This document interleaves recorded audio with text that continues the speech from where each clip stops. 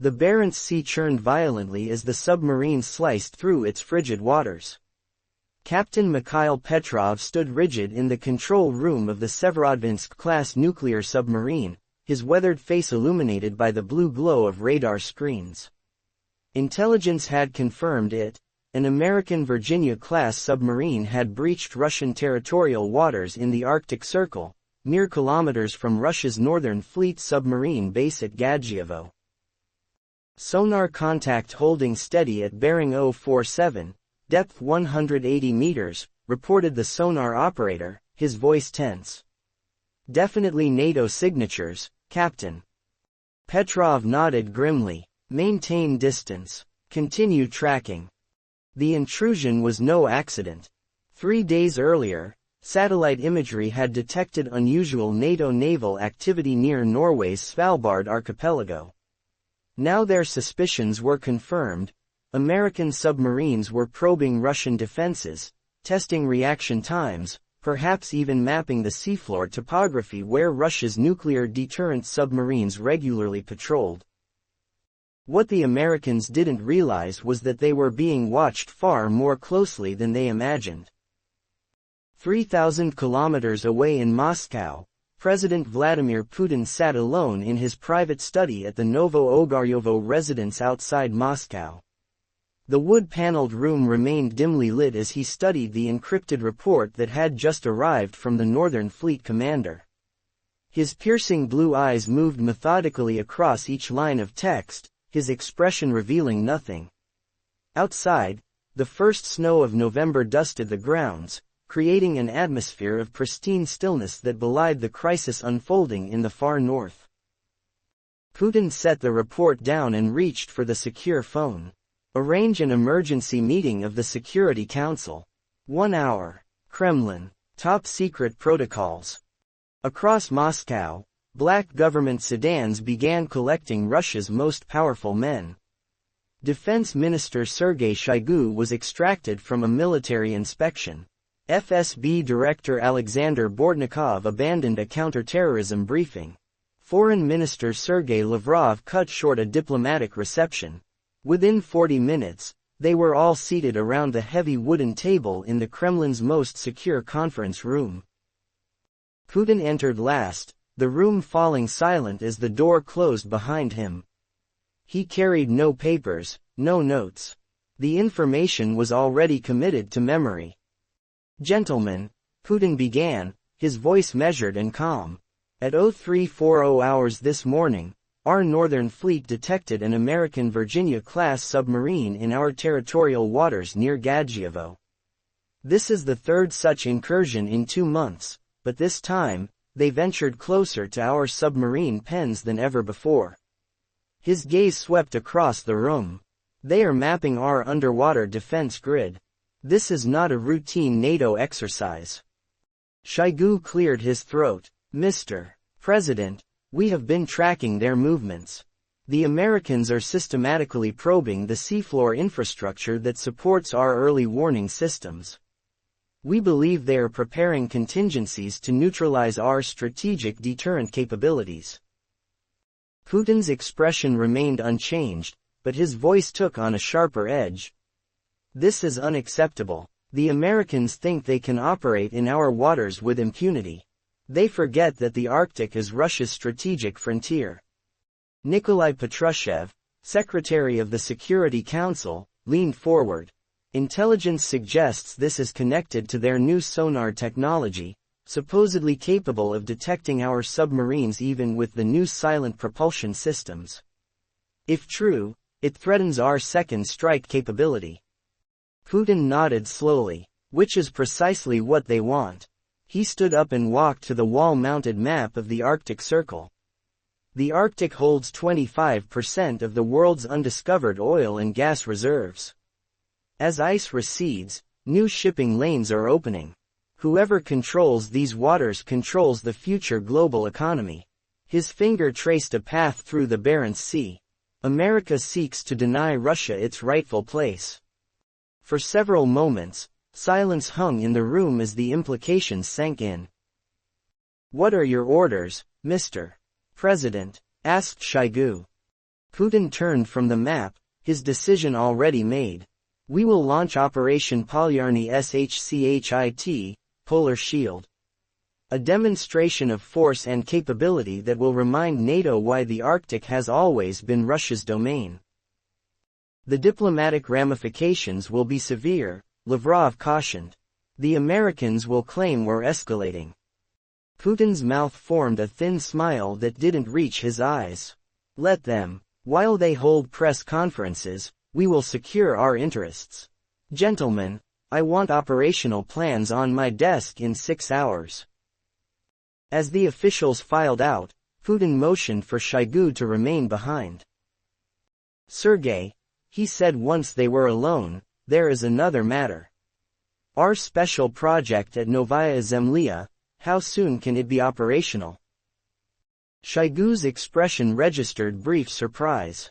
The underwater drone system, ahead of schedule, Mr. President. Initial testing phase is complete. Accelerate the final phase. I want it ready within 30 days. Shoigu nodded, understanding the significance. It will be done. After Shoigu departed, Putin remained in the conference room, staring at the Arctic map. The Americans had miscalculated. Their submarine incursions were intended to demonstrate dominance, to show they could penetrate Russia's most sensitive waters whenever they wished. Instead, they had provided the perfect pretext for what Putin had planned for months. Operation Polyarny Shchit would change the balance of power in the Arctic forever. At the Northern Fleet headquarters in Severomorsk, Admiral Yevmenov studied the detailed orders that had arrived with top priority classification. The scope of the operation was breathtaking, the largest Arctic deployment since the Cold War.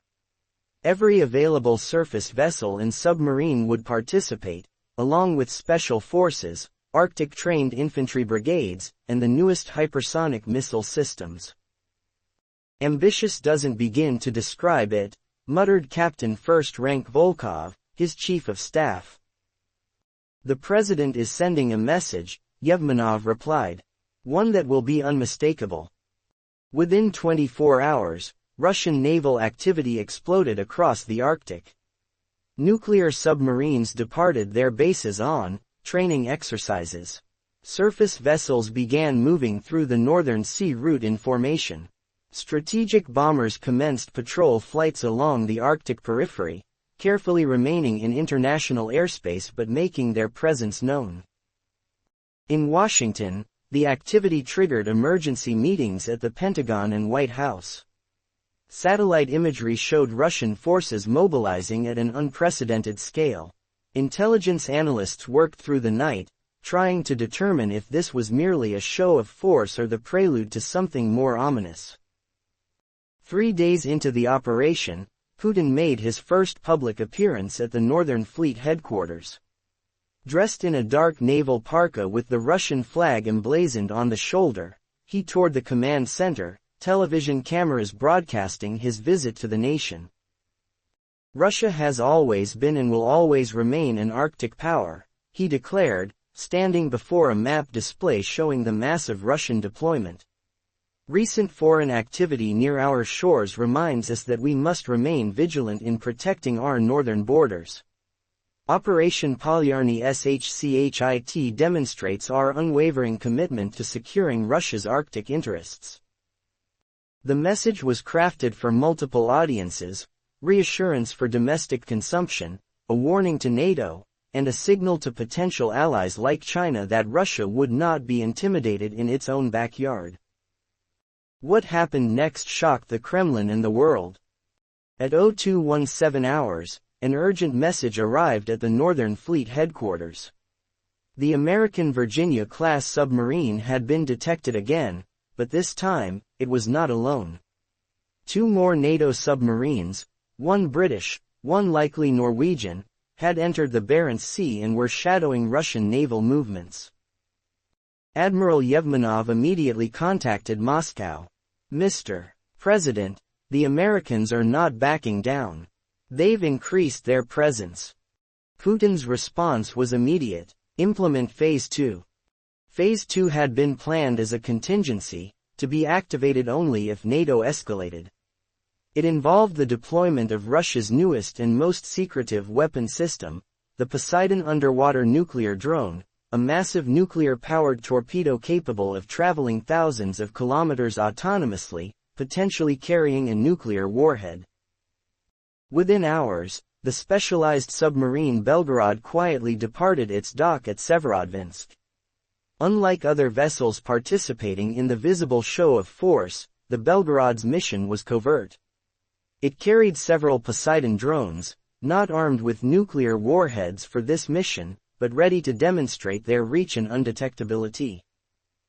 Meanwhile, elite Spetsnaz units were airlifted to remote Arctic islands where Russia maintained military installations. Their mission was to secure and expand Russia's northern infrastructure, ensuring no foreign power could establish competing claims. On day 5 of the operation, the first direct confrontation occurred. The Russian frigate Admiral Gorshkov was conducting maneuvers near the Svalbard archipelago when it detected an American P-8 Poseidon maritime patrol aircraft approaching its position. Despite radio warnings, the aircraft continued on its course, clearly gathering intelligence on Russian naval movements. Captain Lebedev, commanding the Gorshkov, followed protocol. American aircraft, you are approaching Russian naval exercises. Change course immediately. The American pilot's response came back clear and unconcerned. Russian vessel, we are in international airspace conducting routine operations. Lebedev contacted fleet headquarters for instructions. Implement active electronic countermeasures, came the order. The Gorshkov activated its electronic warfare systems, flooding the American aircraft's sensors with false data. Suddenly, the P-8's navigation and communications systems began malfunctioning. For several tense minutes, the aircraft flew in circles, its crew struggling to restore systems. Eventually, the P-8 turned away, but the message had been delivered. Russia possessed sophisticated electronic warfare capabilities that could render even America's most advanced surveillance aircraft temporarily blind and deaf. News of the incident spread quickly through military and diplomatic channels. In Brussels, NATO ambassadors convened an emergency session. In Washington, the National Security Council met to consider response options. Putin is testing us, argued the Secretary of Defense. We need to push back hard or he'll keep expanding Russian presence in the Arctic. The Secretary of State urged caution. This could spiral out of control quickly. We need diplomatic engagement alongside any military response. The President listened to both perspectives, then made his decision. We'll maintain our submarine presence but open a communication channel.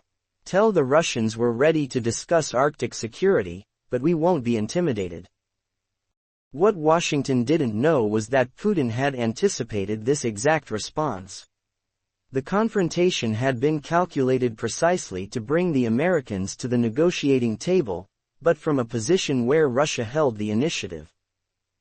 On day 7, President Putin convened another Security Council meeting. The atmosphere was markedly different from the first. A quiet confidence pervaded the room. Our operation is proceeding exactly as planned, Putin announced. NATO is concerned but unwilling to risk direct confrontation. Now we implement the final phase. The final phase was the most audacious. The establishment of a new military base on a remote Arctic island previously considered too inhospitable for permanent facilities. Using advanced construction techniques developed for extreme environments, Russian engineers would build a base housing air defense systems, anti-ship missiles, and a runway capable of accommodating strategic bombers. The island's location was strategically perfect. It stood astride potential shipping routes that would open as Arctic ice continued to recede due to climate change. Any vessel passing would be within range of Russian weapons systems. Once established, this base completes our Arctic defense perimeter, explained General Gerasimov, Chief of the General Staff. No ships or submarines will be able to approach our northern coast without detection. Putin studied the detailed plans. How soon can it be operational? Basic functions within 60 days, full capability within 6 months, replied Shoigu. We've been preparing the prefabricated elements for over a year. Putin nodded with satisfaction. Begin immediate deployment of construction teams and security forces. As Russian heavy transport aircraft began landing on a hastily prepared ice runway, delivering construction equipment and prefabricated buildings, NATO satellites captured the activity. Analysts were baffled. The location seemed impossibly remote for a major base. They'll never maintain it, insisted one Pentagon expert. The environmental conditions are too extreme. His colleague wasn't so certain. We said the same thing about their last Arctic base. They built it in record time and it's still operational. The doubts faded as day after day, the base took shape with remarkable speed. Russian engineers had clearly been planning this for years, developing specialized construction techniques for the Arctic environment. 2 weeks into Operation Polyarny Shchit, Putin addressed the nation. Standing before a map of the Arctic, he spoke with calm authority. Fellow citizens, our northern borders are now secure. Operation Polyarny Shchit has demonstrated Russia's unmatched capability to operate in the Arctic environment. Our new military installation ensures that Russia's rightful interests in the Northern Sea route and Arctic resources will be protected for generations to come. What he didn't mention was the most classified aspect of the operation, the successful deployment and testing of 2 Poseidon underwater drones. The drones had navigated through NATO's underwater sensor nets without detection, proving they could potentially reach any coastal target in Europe or North America undetected. In Washington, the intelligence analysis painted a sobering picture. Putin has effectively changed the strategic landscape in the Arctic, the CIA director informed the president. The new base completes a network of installations that gives Russia unprecedented control over the region. More concerning is evidence suggesting they tested some kind of advanced underwater vehicle during the operation, though we don't have details. The president leaned back in his chair. Options. Limited, sir. We could increase our own Arctic presence, but we're years behind in infrastructure. The Russians have been systematically building their Arctic capabilities while we focused elsewhere. After a moment's thought, the president made his decision. Propose a summit. Arctic security, navigation rights, resource development, all on the table. But make it clear we won't accept exclusive Russian control of the region. 3 days later, the Russian Foreign Ministry received the formal proposal for an Arctic Security Summit. Putin reviewed it personally, a slight smile crossing his face. Accept the invitation, he instructed Lavrov. But the summit will be held in Murmansk. The choice of location was symbolic. Murmansk was Russia's largest Arctic city and headquarters of the Northern Fleet. By hosting there, Putin would be negotiating from a position of literal and figurative strength, with the full might of Russia's Arctic military capabilities surrounding the venue.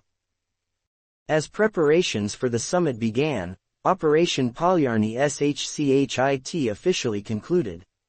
Russian forces returned to normal posture, though the new Arctic base remained under accelerated construction. To the world, it appeared that Russia was de-escalating, making room for diplomacy. In reality, Putin had achieved exactly what he intended. The operation had established new facts on the ground. Russia's Arctic military presence was stronger than ever. The American submarine incursion had provided the perfect justification for actions long planned.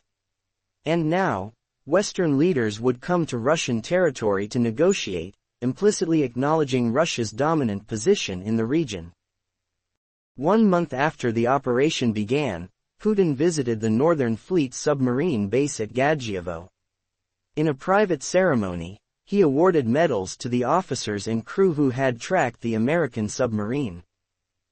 Your vigilance protected Russian sovereignty, he told them. Because of you, Russia's position in the Arctic is secure. Later, aboard the nuclear submarine Kazan, Putin met privately with the submarine's captain and Admiral Yevmenov. The American submarine, Putin asked, did they ever detect our tracking? The captain shook his head. No, Mr. President. Our new acoustic cloaking system worked perfectly. We shadowed them for 3 days without detection. Putin nodded with satisfaction. And the special recording devices? Admiral Yevmenov handed Putin a small flash drive. Everything, Mr. President. Every acoustic signature, every communication, every operational pattern. Our technicians are already incorporating the data into our submarine detection systems. This had been the true purpose of allowing the American submarine to operate near Russian waters, to study it, to record its acoustic signature, to learn its capabilities. The confrontation had been transformed into an intelligence collection opportunity of unprecedented value. As Putin's helicopter lifted off from the submarine base, he looked down at the cold waters of the Barents Sea. The Americans thought they had been the hunters, probing Russian defenses. In reality, they had been the hunted, providing Russia with invaluable intelligence that would help neutralize America's underwater advantage. The Arctic belonged to Russia now. Not through diplomatic declarations or international law, but through capability, presence, and resolve. Operation Polyarny Shchit had been the culmination of years of planning and investment, a decisive shift in the high-north balance of power. As the helicopter banked toward Moscow, Putin's thoughts turned to the upcoming summit.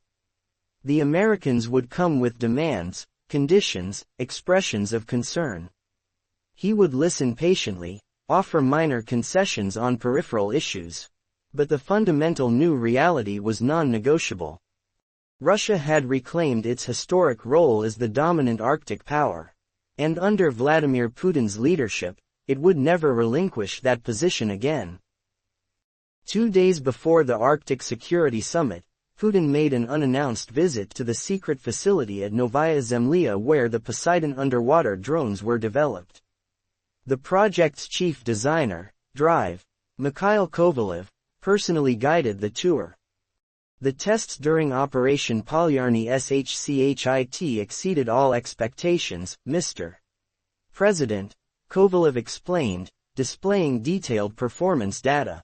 The drone maintained complete acoustic stealth throughout its mission. NATO's underwater detection grid never registered its presence. Putin studied the technical specifications with genuine interest. Unlike many political leaders who merely pretended to understand complex military technology, his background gave him a true appreciation for the engineering achievement. Time to deployment, he asked. The first operational unit is ready now, Kovalev replied. We can deploy 6 drones within 3 months, all 10 within a year. Putin nodded, watching through armored glass as technicians worked on one of the massive torpedo-like drones in the testing pool. 24 meters long, nuclear-powered, capable of depths exceeding 1,000 meters, the Poseidon represented a quantum leap in underwater capability. Its potential as a strategic deterrent was unmatched. No existing anti-submarine system could detect it, let alone intercept it. You and your team have created something remarkable, Putin told Kovalev. Something that ensures Russia's security for generations. As Putin's plane returned to Moscow that evening, he received word that the American delegation had arrived in Murmansk for the summit. The Secretary of State had made a brief statement to the press, speaking of mutual interests and cooperative solutions to Arctic challenges. Putin smiled faintly at the diplomatic language. The Americans still didn't understand the new reality. They believed this would be a negotiation between equals. They were wrong. The Arctic Security Summit opened the following morning in Murmansk's modern conference center overlooking the Kola Bay. The Russian delegation, led by Putin himself, sat on one side of the massive table. Across from them were representatives from the United States, Canada, Norway, Denmark, and other NATO countries with Arctic interests. After opening pleasantries, the American Secretary of State presented the Western position: international management of Arctic shipping lanes, joint development of resources, limits on military deployments, and environmental protections. Putin listened attentively, occasionally making notes. When his turn came to speak, his demeanor was professional and statesmanlike. Russia welcomes cooperation in the Arctic, he began, his words measured and precise. We share concerns about environmental protection and safe navigation. However, we must recognize geographic and historical realities. Russia possesses the longest Arctic coastline. Russian explorers and scientists have been studying and developing the Arctic for centuries. Our northern communities depend on Arctic resources for their survival. He paused, making eye contact with each delegate in turn. Russia's security concerns in the region are legitimate and non-negotiable. Recent unauthorized naval activities in our Arctic waters reinforced the need for robust defensive capabilities. Nevertheless, we are prepared to discuss practical measures for reducing tensions and establishing clear protocols for military and civilian operations. The negotiations continued for 3 days. On some issues, environmental monitoring, search and rescue coordination, scientific cooperation, agreement came relatively easily. On others, military limitations, resource development rights, freedom of navigation, progress was minimal. Behind closed doors, the conversations were remarkably frank. Your submarine intrusions forced our hand, Putin told the American Secretary of State during a private meeting. What did you expect would happen? Those were routine freedom of navigation operations, came the reply. International waters are not Russian territory. Putin's expression hardened slightly. We both know they were mapping our underwater defense infrastructure. In any case, the situation has changed. Russia has established new capabilities and will not retreat from its strategic position. On the final day, after marathon negotiating sessions, a limited agreement was reached. The Murmansk Protocols established communication channels to prevent military misunderstandings, created joint environmental monitoring mechanisms, and formalized navigation rules for the increasingly ice-free Arctic waters. The agreement was carefully crafted to allow both sides to claim victory.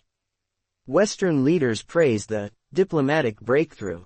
Putin described it as recognition of Russia's legitimate Arctic interests. In reality, the agreement simply codified the new status quo that Operation Polyarny Shchit had created. Russia maintained its enhanced military posture in the region.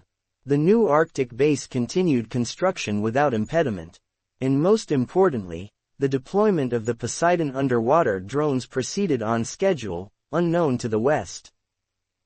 3 months after the summit, Putin visited the newly operational Arctic base. What had been an empty, windswept island was now a sophisticated military installation with radar systems, missile batteries, and a functional airfield. Prefabricated buildings, connected by enclosed corridors to protect personnel from the extreme environment, housed hundreds of specially trained Arctic troops. Standing in the command center, watching as officers monitored air and sea traffic across thousands of square kilometers, Putin felt a deep sense of satisfaction.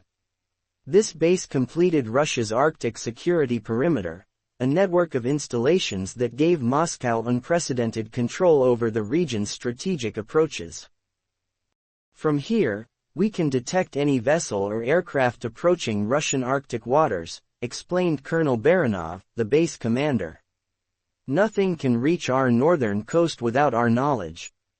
Putin nodded approvingly. And the special communications system? Fully operational, Mr. President. We maintain constant contact with the Northern Fleet and the underwater assets. The underwater assets were the Poseidon drones, now regularly patrolling Arctic waters. Their existence had been publicly acknowledged. Putin himself had mentioned them in a speech to the Federal Assembly, but their actual capabilities and deployment status remained closely guarded secrets. As his visit concluded, Putin addressed the base personnel. "What you are doing here is vital for Russia's future," he told them. "The Arctic is not just a strategic frontier, it is our destiny. As climate changes open new possibilities in the north, Russia must lead. The resources beneath these waters and lands will fuel our economy. The shipping routes will connect Europe and Asia. And you are the guardians of this future." The troops responded with enthusiastic applause. Many had volunteered specifically for Arctic duty, seeing it as the most important emerging theater of operations. They understood what Western analysts were only beginning to grasp, that Russia was positioning itself to dominate the 21st century's most strategic emerging region. Back in Moscow, Putin convened a final review of Operation Polyarny Shchit with his Security Council. "Our objectives have been achieved," he concluded after hearing detailed reports on each aspect of the operation. "NATO submarine activities near our bases have ceased. Our new Arctic capabilities are operational. The Murmansk protocols give us diplomatic cover for our enhanced presence." Defense Minister Shoigu nodded in agreement. "The Americans were caught completely off guard by the scale and speed of our deployment. They're still trying to determine how we constructed the new base so quickly." Putin allowed himself a rare smile. Sometimes the best strategy is to act decisively when your adversary least expects it. The meeting concluded with discussion of the next phase of Russia's Arctic strategy, economic development. With military security established, attention would now turn to accelerating resource extraction, expanding the Northern Sea route's shipping capacity, and developing Arctic tourism. That evening, alone in his study at Novo Ogaryovo, Putin reflected on how a crisis had been transformed into opportunity. The American submarine incursion, intended to demonstrate NATO's ability to threaten Russia's northern flank, had instead provided the perfect justification for implementing long-planned Arctic initiatives. In a single operation, Russia had dramatically strengthened its strategic position, tested new weapons systems, gathered crucial intelligence on American capabilities, and established the foundation for economic dominance in the resource-rich region. Most satisfying of all, Putin knew the Americans still didn't fully understand what had happened. Their intelligence services were struggling to piece together the full scope of Russia's Arctic capabilities. They had fragments, satellite imagery of the new base, reports of advanced radar systems, rumors about the Poseidon drones, but not the complete picture. By the time they did, it would be too late. Russia's Arctic advantage would be irreversible. 1 year later, Putin stood on the bridge of the nuclear icebreaker Arktika as it plowed through the ice-strewn waters of the Northern Sea route. Beside him, Chinese President Xi Jinping watched with evident fascination as the massive vessel created a channel through the pack ice. "Impressive capability," Xi commented. "China recognizes Russia's unique Arctic expertise." Putin nodded acknowledgement of the compliment. The joint Russian-Chinese Arctic expedition was the most visible outcome of a new strategic partnership focused on northern development. China provided investment capital and a guaranteed market for resources. Russia contributed infrastructure, military security, and Arctic operational experience. "The Polar Silk Road becomes reality," Putin replied, using the Chinese term for the Northern Sea route. Looking out at the endless white horizon, Putin felt a profound sense of historical vindication. For centuries, Russia had been defined by its relationship with the Arctic. Now, as climate change transformed the region from frozen barrier to strategic crossroads, Russia was positioned to become the indispensable Arctic power. All because of a decision made in a moment of crisis, when an American submarine ventured too close to Russian waters, and provided the perfect opportunity for Operation Polyarny Shchit. Later that day, in the Icebreakers conference room, Russian and Chinese ministers signed agreements for joint development of Arctic oil and gas fields. The contracts were worth billions, guaranteeing Russia's economic development in the region for decades to come. With these agreements, the final objective of Operation Polyarny Shchit was achieved, transforming Russia's Arctic military advantage into economic and diplomatic power. That evening, as the Arctica continued its journey eastward through the Arctic night, Putin stood alone on the observation deck. The temperature was 30 below zero, but his Arctic-rated parka kept him comfortable as he gazed at the stars overhead and the ice-covered ocean below. In this harsh environment, Russia had found its strategic destiny. Not in feudal competition with the West on Western terms, but by leveraging Russia's unique geographic advantages and centuries of Arctic experience. The American submarine incursion had been a gift, a justification for actions already planned, an opportunity seized at precisely the right moment. Operation Polyarny Shchit had changed the Arctic balance of power forever, securing Russia's position as the dominant power in the Earth's last great frontier. If you enjoyed it, please like, share, and subscribe to FictionWire Russia. This is a fictional story created purely for entertainment.